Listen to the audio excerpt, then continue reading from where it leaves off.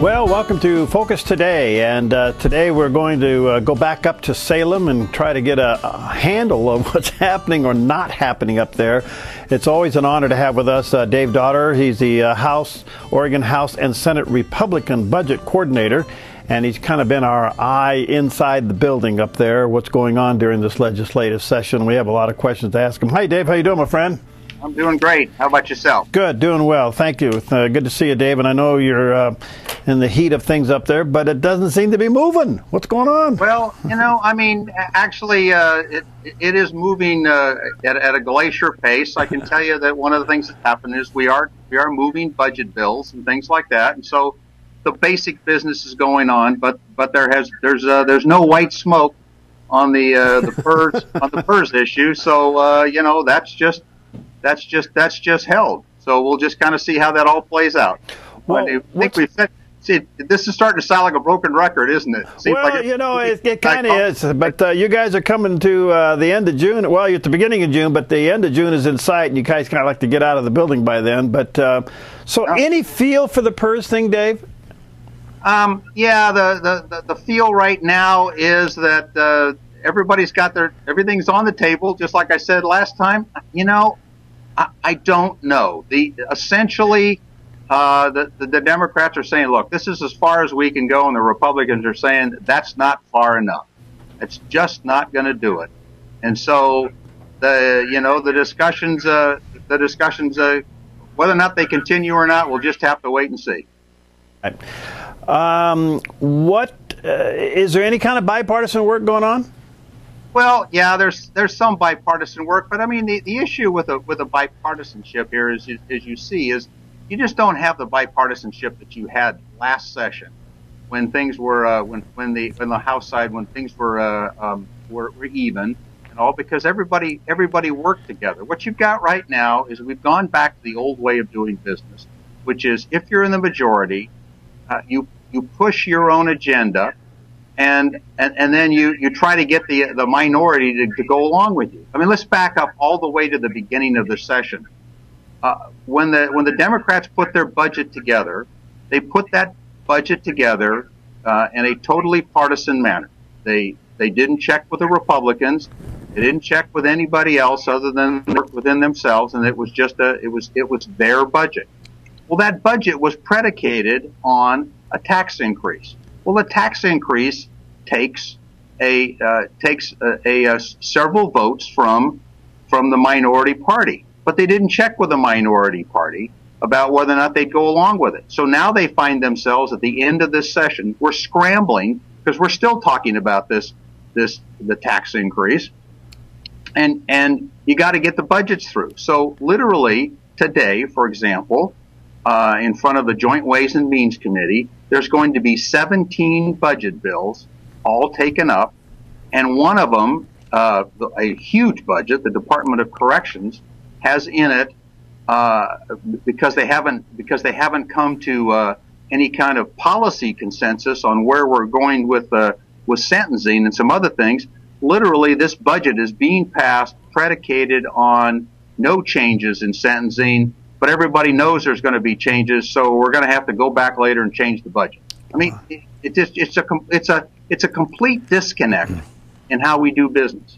Do you see any rift within the Democratic House, the Democrats in the House? Do you see any kind of rift among themselves? Well, you know, we've jokingly said that, Barry, that they don't let me into their caucus meetings. Yeah, right. Well, you know, we do know that, for example, there's a certain number of the Democrats in both chambers that would like to see more PERS reform. We know that, but this is basically down to, look, this is the public employees unions don't want to go any further on PERS. They're pushing really hard, and so that's where the leadership is with this issue. They're just not going to move on that or at least in any significant way. And the Republicans are saying, no, you got to do that. So we'll see where that all plays out. I think the other thing that really concerns me about what the Democrats are doing is they're not willing to touch union members in PERS What's really on the table, if you look at what's being changed, is it's essentially it's all on the backs of retirees. That's who's paying the price here. We're not, the current members are not paying the price, and then there's also inactive members. But again, what they're trying to do is protect the union folks, and the Republicans don't agree with that. Look, it's a system-wide problem. Everything ought to be on the table. You ought to be talking about it. You know, from what I've heard about the PERS discussion, and in particular, as you compare Oregon PERS to other states, we are extremely high compared to some other states. Oh, absolutely. Oh my gosh, absolutely. Just over the years, when you just start looking at the decisions that were made over the last 20, 30 years, we've just made so many promises in that system that just are unsustainable. And what's really too bad about it is absolutely promises were made. Employees came to work with under this particular system, and they were promised these things. Well, okay, great, and that's you'd really like to honor that, but you know, on the other hand, you got to take care of the taxpayer, the Oregon citizens, and people who are in these programs. And it's just not sustainable. So it really comes down to, we've made promises we can't keep. Dave, is the governor actively lobbying for anything? Oh, absolutely. He's right in the middle of this. And they've had, as you probably may have heard, they've had several meetings at the governor's house on this. He's right in the middle of this. So no, he's trying to bring all the sides together. And he needs to be part of the process, because at the end, of course, he signs the bill. And so no, he's been very, very active in this. Is he active for the PERS, or does he understand that it needs to be streamlined? Yeah, he understands that there needs to be more changes, and he said that much. And several weeks ago he put a proposal on the table, and the Republicans again said, "Yep, that's moving in the right direction, but it's just not far enough. It doesn't do enough for our schools and also for our local governments in helping them." I mean, one of the things that everyone, I think, needs to recognize is that given that the state of Oregon is seeing somewhere around in its budget about a 14 to 15% increase, almost a $2 billion increase in revenue, the Oregon budget is fine with the increases. Yeah. The problem is that, and you know this around just in Jackson County. I mean, the PERS is just killing them, and they don't have that budget. They don't have that budget luxury of this 14-15% increase in their budget that the state's getting this. Let me go outside the box just for a moment. We're all watching the hearings in Washington, D.C. of what the abuses of the IRS. And I can tell you firsthand of some folks that have been abused by the Oregon Department of Revenue. Any feeling that maybe the Department of Revenue should be taking a look at? Oh, I can tell you that there are a bunch of people that are looking at that Department of Revenue. It has been a real problem child here over the last few years, and the general government has been doing a lot working on that issue. The general government subcommittee, for example, Senator Whitsitt has really been looking into that. So no, but we're not. You know what? Let me make sure everybody recognizes this. We're not talking about the same level of problems here. Their problems are more along the lines of management. They've had some management problems, and they've gone through several directors. So those are the kinds of things we're talking about here. There's never been anything talking like the IRS. No, I don't think there's been any targeting, but there certainly seems to be some cases of harassment. Well, yeah, and again, that they're looking into that. But I got to tell you that in some cases, I think that. Well, let me just put it this way: we're not aware of any type of a program of harassment like that. There's just a bunch of there's a lot of incompetence. Yeah, it used to be a really good agency. A lot of people say it really has fallen on hard times in the last few years. All right, K through 12. Is it settled, or is it just going to hang loose at the end? Well, it's interesting. Now, I think no, K-12, the budget has passed through joint Ways and Means, and it's at the level that both parties had agreed to, which is about a 14% increase in its budget. I mean, it's getting a huge increase also in its budget, and so everybody agreed that needed to happen. All right. Well, Dave, you do a great job. It looks like you still have your sanity, so you remain in our prayers, good guy. Well, I've got my sanity face on this morning. It'll get insane later. You can maintain it. You got to maintain a sense of humor. Yeah, you sure do. Hey, thanks, Dave. God bless you, pal. Talk to you soon. All right. Take care. All right. Bye-bye. We'll be right back. Hi, I'm Paulina, and I work at theDove TV. Did you know that when you support theDove TV, you have a profound impact, not only in our community, but around the world? It's your continued support that takes the inspiration and hope in the programs we produce and makes them available to the thousands of people who are watching these videos online every week. Help bring encouragement and hope to our valley and beyond by making a secure online donation today at our website, thedove.us.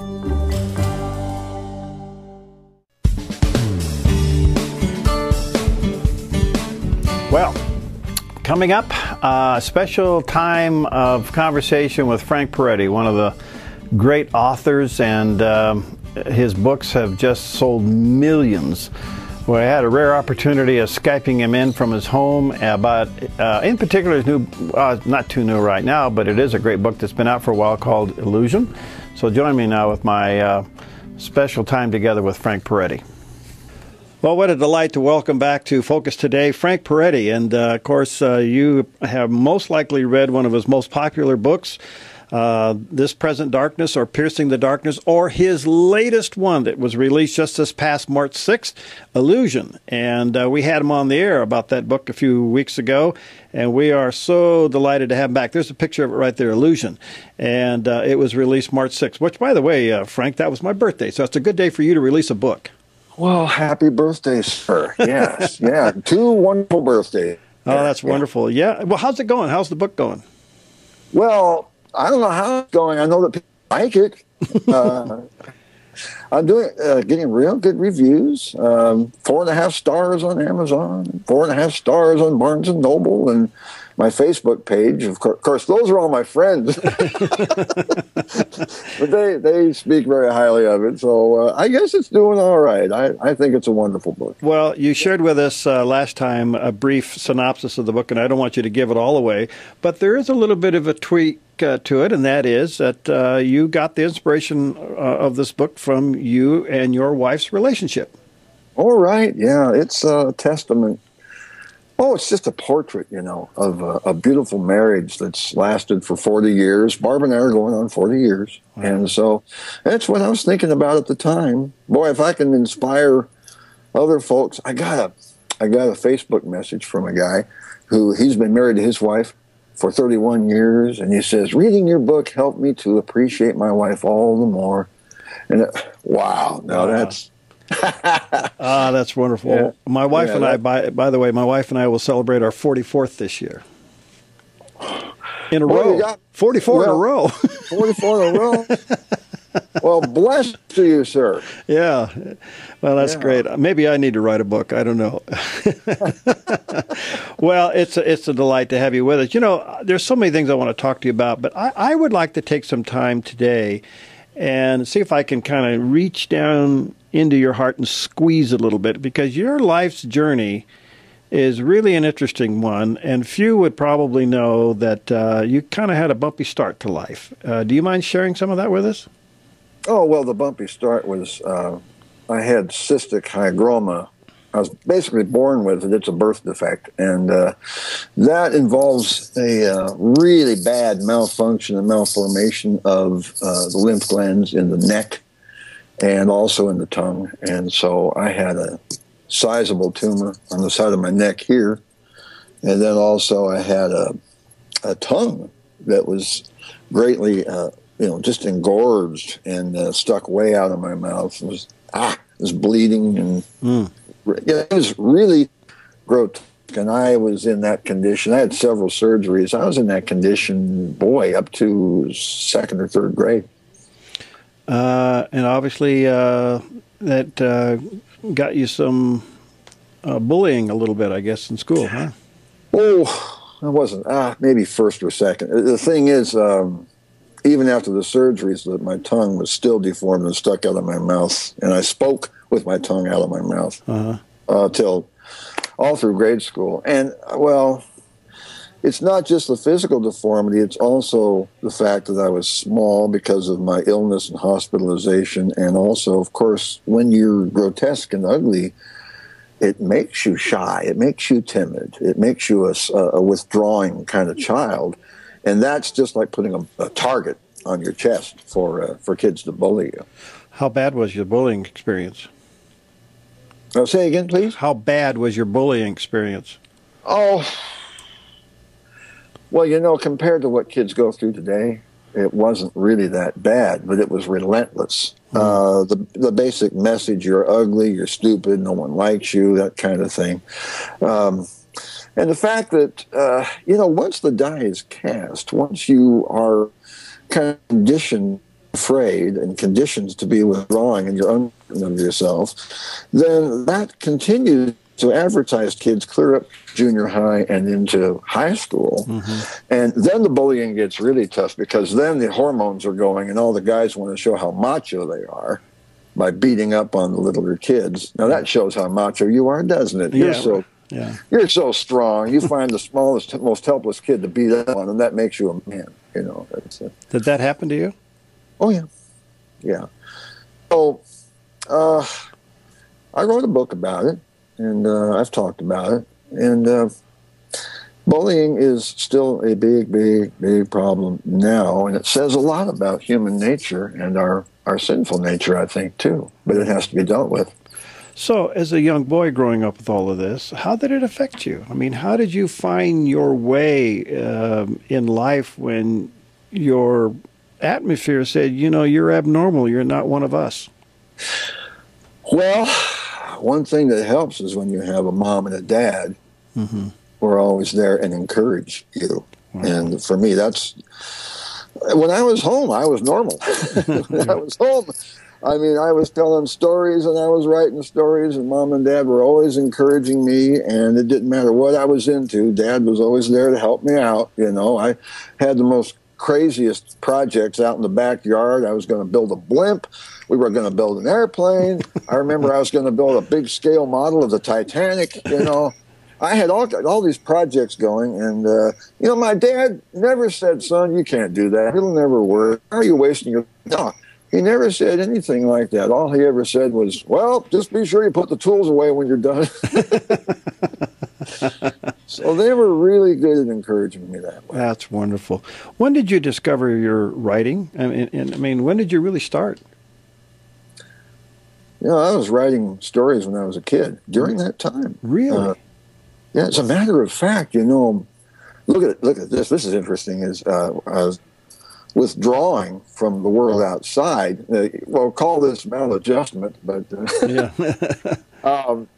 I'd stay in my room and I would create stories and characters. I'd draw comics, and I use my mom's typewriter to type and write stories. And a lot of us living in my own world a lot. Now, maybe I would have done that anyway, but I just think back on that, how maybe the fact that I was kind of not making it very well in the outside world brought me to an inside kind of world, and I was creating my own world in there. And maybe that's how the Lord was first, you know, bringing the writer out of me. But I've always been a storyteller. So where was the Lord in all of this? Where were you in your walk with Christ during this time?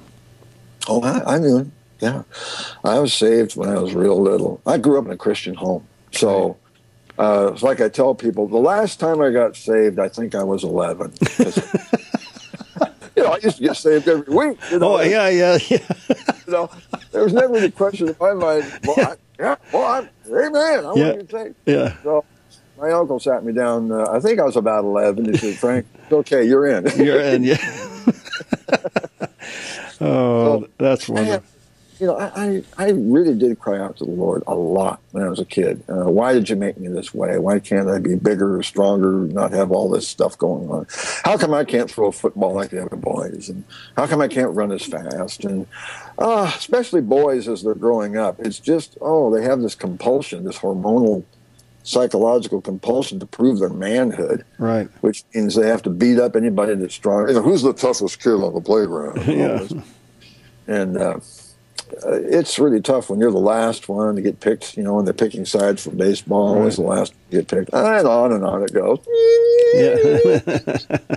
This isn't a pity party here. You know, that's just the way it was. And, boy, well, there are kids going through that now, and that's why I'm talking about it. Well, we've done some shows, Frank, on bullying, and I think we are shocked to find out it's now rampant. It's almost epidemic.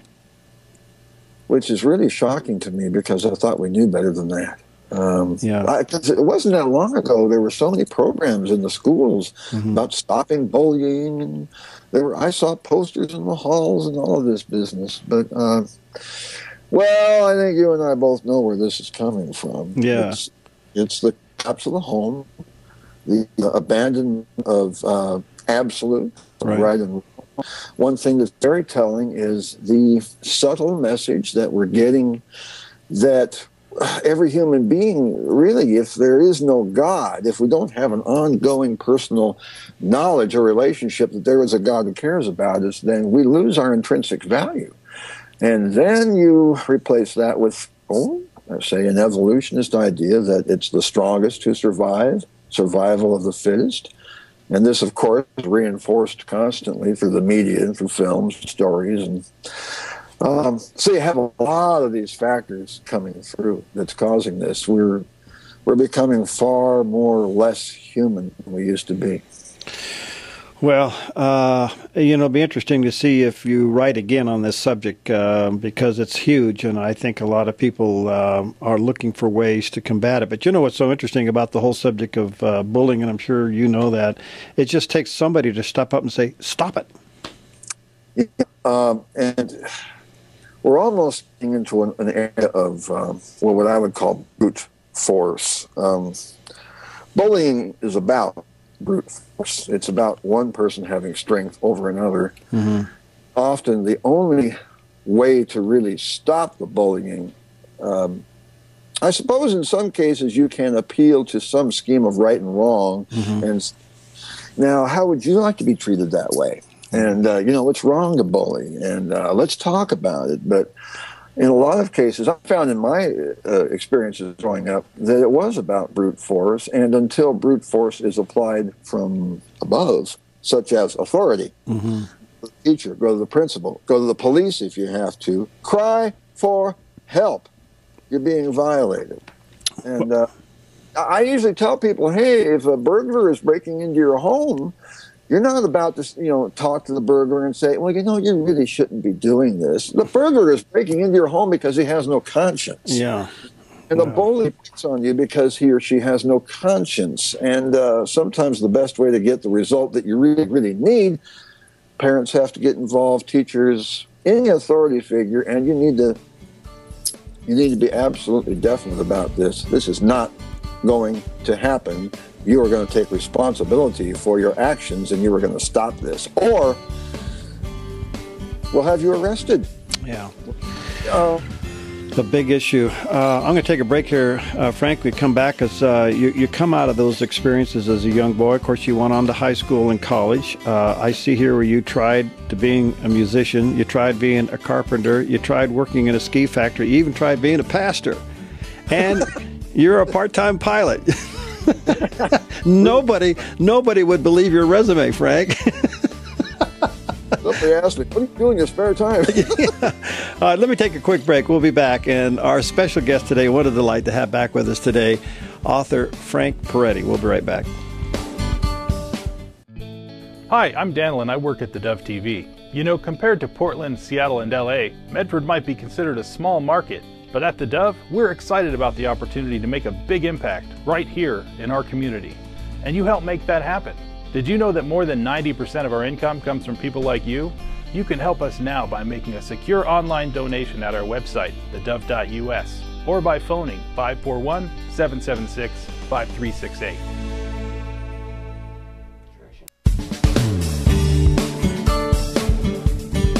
Okay, we're back with Frank Peretti, and what a delight to have him. He's sharing with us some things you probably will never hear, and getting into his life, his personal life. And Frank, I just want to say thank you for your transparency. I think you're ministering to more than you perhaps could ever imagine.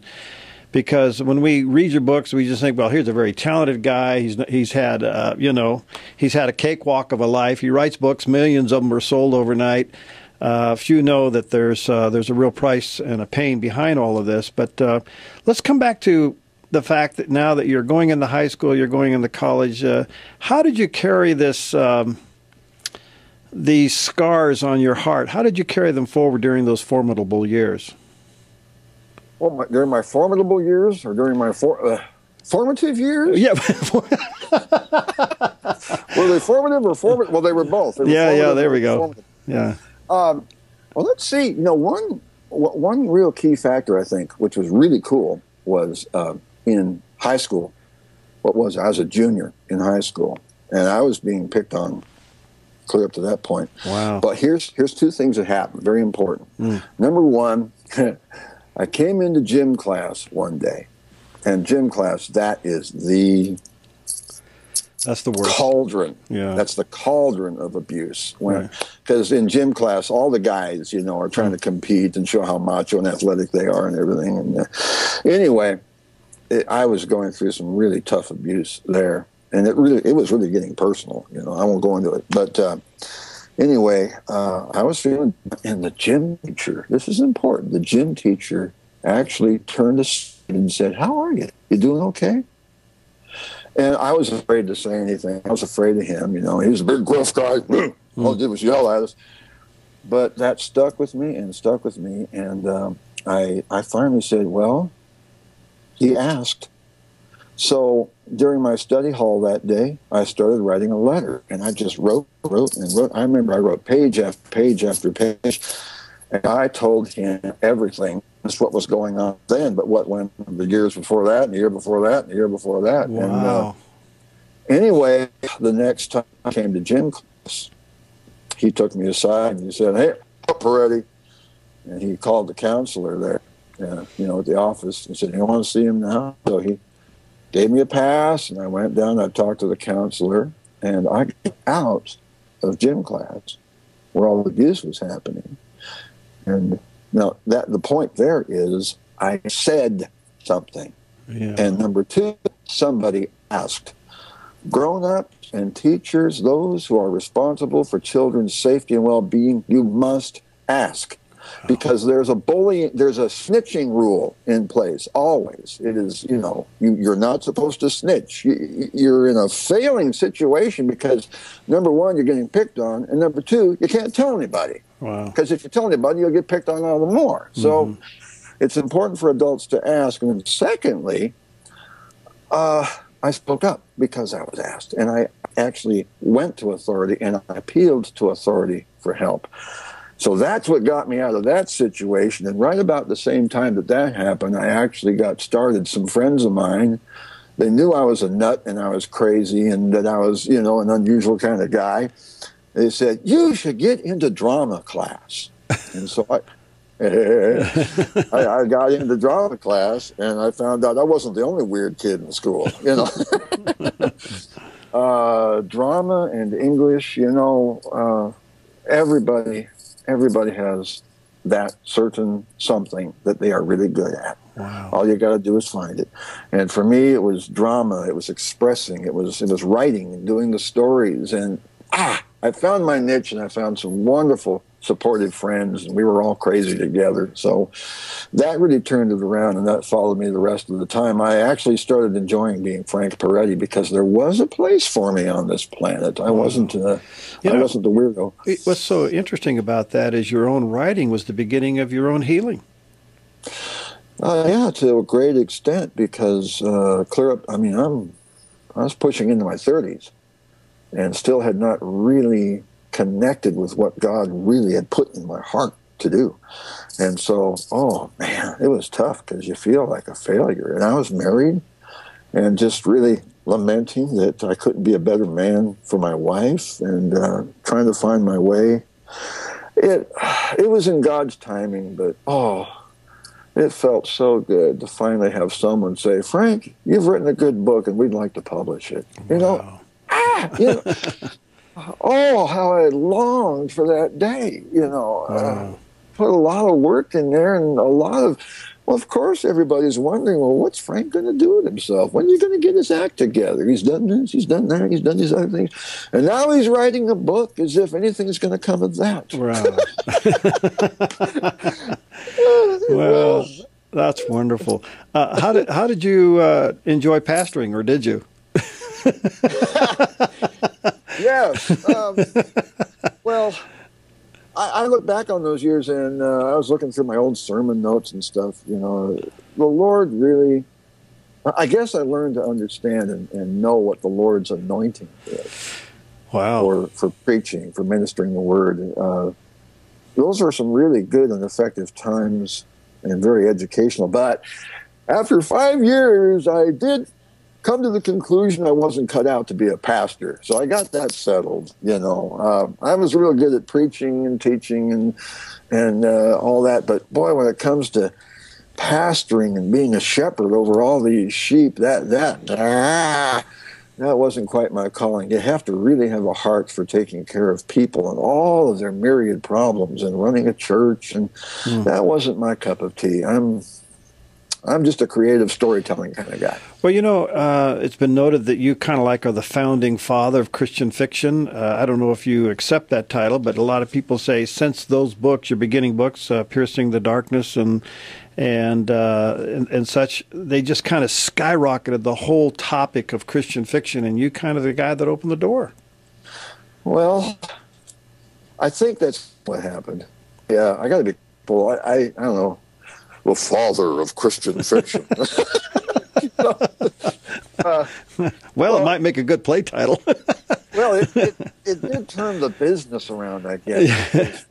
When I was starting out and trying to get into it, Christian fiction was nobody took it seriously. The publishers didn't take it seriously, and so I think it did prove out that there were a lot of very talented fiction writers who just couldn't get a chance because no one thought fiction was worthwhile. And then when the Darkness books came out, and bam, millions of copies being sold, and Crossway Books finally getting all their bills paid and building a building. And, I mean, it was whoa. And so now the other publishers started saying, "Is there another fiction out there?"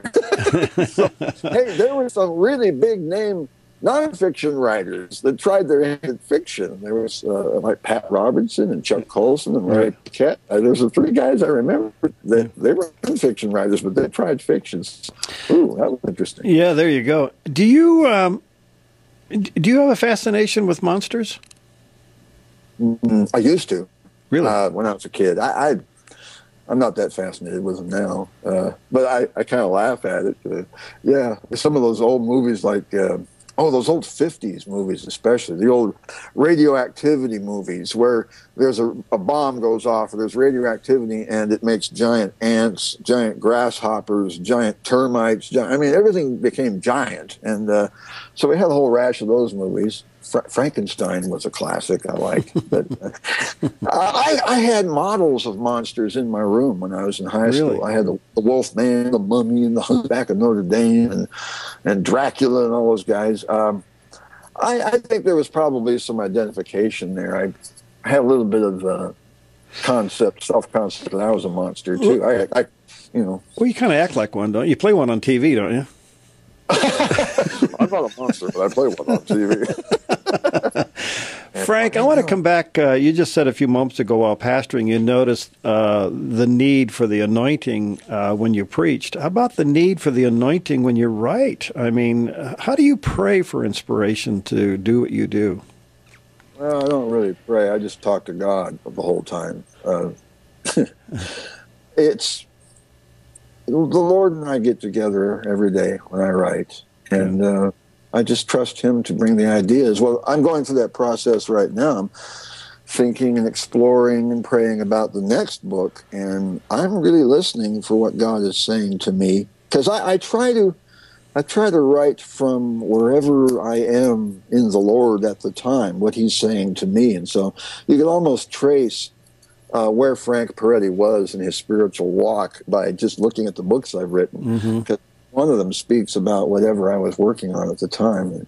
Well, The Illusion was about marriage. I was reflecting on my 40 years of marriage to Barb and what that means and how that's a type, a symbol of our longing to be with our bridegroom, who is Jesus. And so that's what gave it its depth. And well, now I'm examining, I'm examining the church. I'm really curious about where the church has been and where it is now and where it's going and all the incredible changes going on. And are you stockpiling some ideas on that?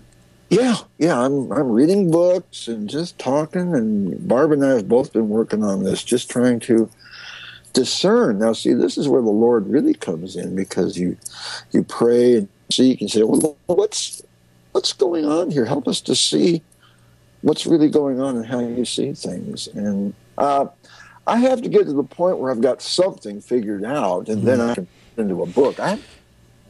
Do you have a bucket list?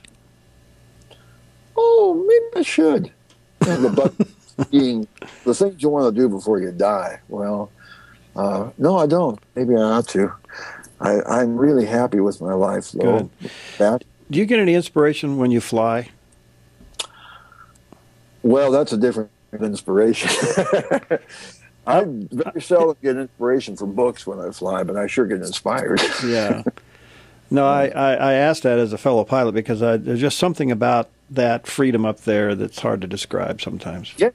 Yeah, it's, breaking loose the bonds of whatever that poem is, and you're so up there and above everything, and it's feeling like a bird. Well, you have to be a pilot to understand, I guess. I want to come back to, do you think there is a continued future for fiction, Christian fiction? Oh, most certainly, yeah, there is. But, now see, this raises some other questions. Where is Christian fiction going to go? Yeah.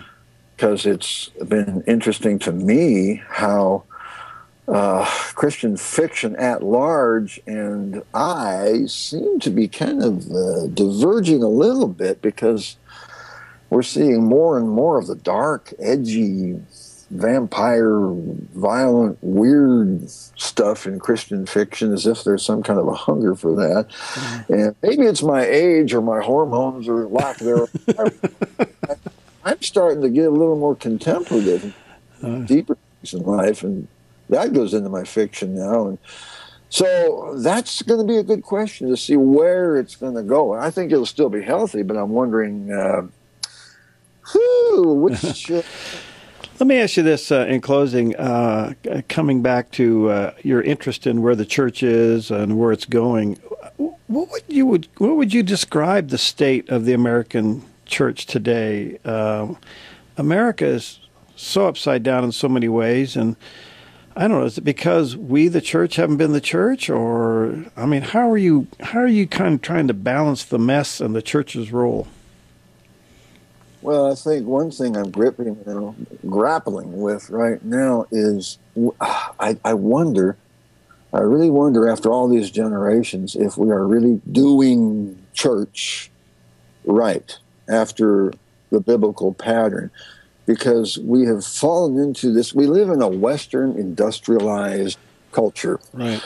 Where we really start thinking in terms of productivity, the value of time, division of labor, producing numbers and accomplishing tasks. And it's interesting how our churches, well, we build four walls, we get a staff, we get a budget, we get a program. It actually starts running like a factory, like a business. Yeah, right. And we're very task-oriented. It's the Men's Fellowship, the Women's Missionary Council, the youth group, who's going to run this, who's going to drive the buses, who's going to clean the church, blah, blah, blah.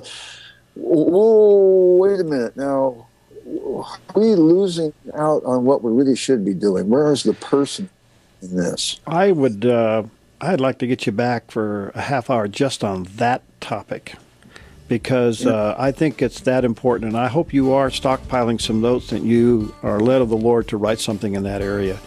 By the way, I'm enjoying your log home in the background. Oh, yeah.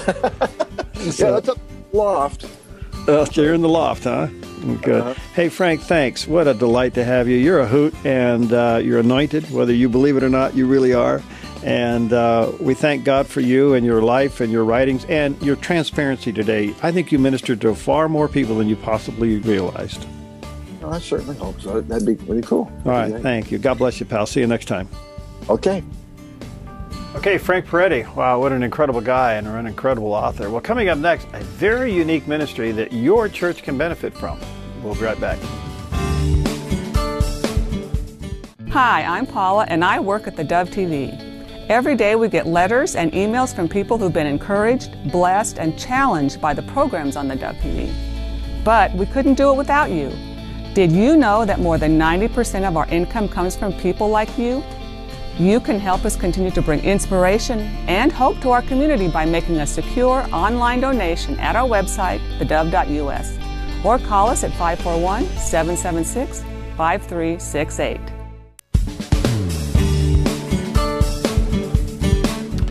Well, I'm delighted to have in the studio with us today two new friends. We have Craig and Nancy Harris with us, and they're members of the Refiner's Fire Band, and they have a very unique ministry, and also founders of Shoreline Ministries and Sirrah Group?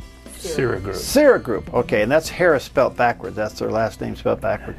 How you guys doing? Good to see you. Thanks for coming. Great. Thank you. You guys got a unique ministry. Now, you go into churches to do all kinds of things. Not only do a concert, which half the proceeds go back to the church. Right. When we run a ticketed concert, 50% of the proceeds go right back to a ministry in the church. They designate what it is. Oh, that's wonderful.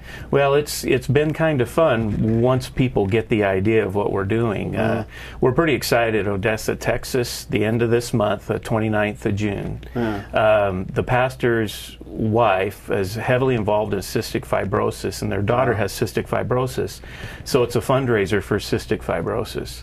Wow. And they're a small church, 100 or so people, but they have a huge auditorium, so we're really hoping we can do some good for them there. All right. So what's the other group? Well, what is Shoreline? Is that what you do? Shoreline Ministries is basically the parent organization for Refiner's Fire. Okay.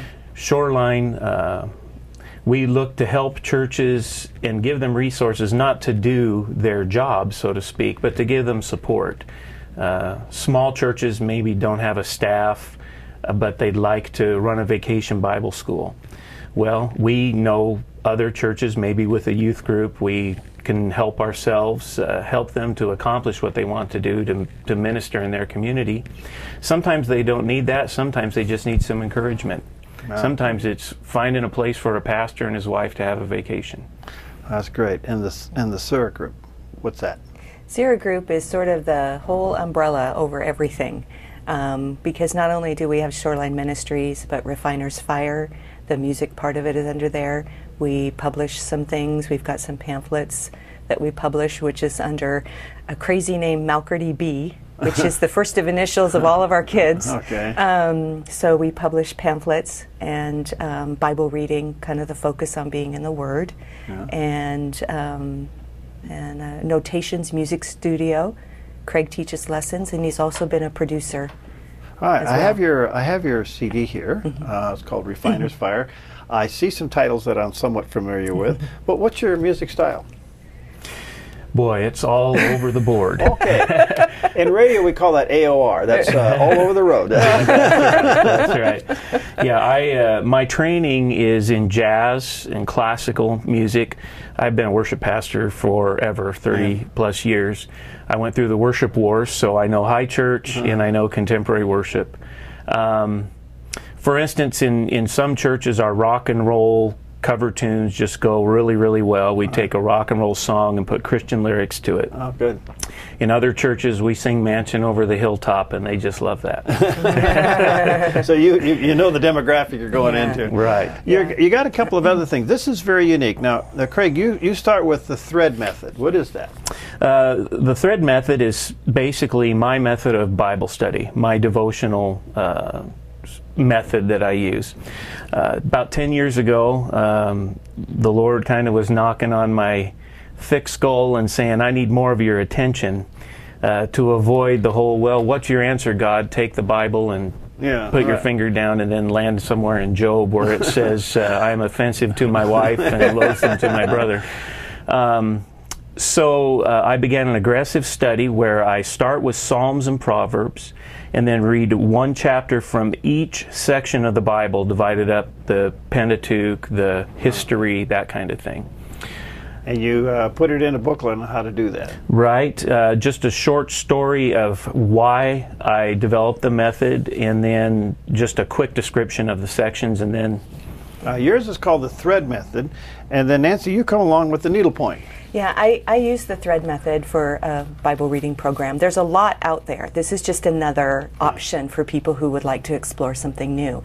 I took the thread and expounded on it, what I read, and I called it needle points. So if I read something in the Old Testament and the New Testament that correlated together, thoughts that is not in there, but like from the chapter of Acts 16, how much does God want to have a relationship with you? Think of it in terms from the Philippian jailer. Right. What did God orchestrate? And so I just wrote down those thoughts that I had from that Bible reading and wanted to share them.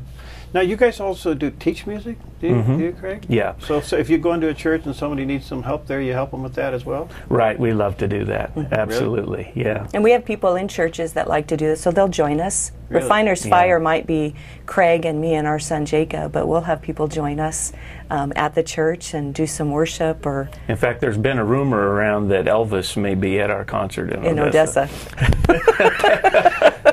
I thought he was pumping gas over here. Well, that's fun. That's fun. You know, those parodies can be a lot of fun to do, and you know what? They're really a tool of evangelism. They sure are. You know, you get a lot of people in that otherwise wouldn't come to church. You know, and what a great opportunity for someone to bring a friend and come on and sit down and do some old music and hear some Christian lyrics to it. Right. What do people do if they want to get a hold of you and have you come? What do they do? Well, we're pretty accessible as far as on our website, phone numbers. What is your website? Our website is sirrahgroup.org. Okay, that's pretty good. That's Harris spelled back. Oh, there it is. We have it on the screen. Sirrahgroup.org, and that's SIRRAH.org. And then not only come in and help you with your church music, do a little concert. 50% of those proceeds go back to maybe your youth group or the ladies group or whatever you want to do. Yeah. They got some great printed material. And so when do you guys sleep? Usually when the bus stops. Oh, when the bus stops. Well, thanks for sharing with us, and best to you. And I'd like to hear from you when you get back from Texas. You know, I want to know if Elvis really did show up. Are you Elvis? No. No. Your son Elvis? No. Okay. Just a rumor that he might be there. Okay. Well, anyway, if you see Elvis, call Craig and Nancy. They may could use him in one of their concerts. We'll see you next time on Focus Today.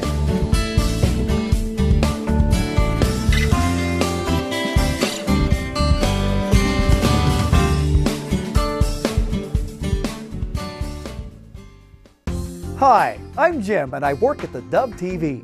Every weekday between 6 and 8 a.m., our award-winning news and sports team bring you the best morning show around. It's live, it's honest, and it's a whole lot of fun. And you help make it happen. Did you know that more than 90% of our income comes from people like you? You can help us continue to air local programs that share your voice by making a secure online donation at our website, thedove.us.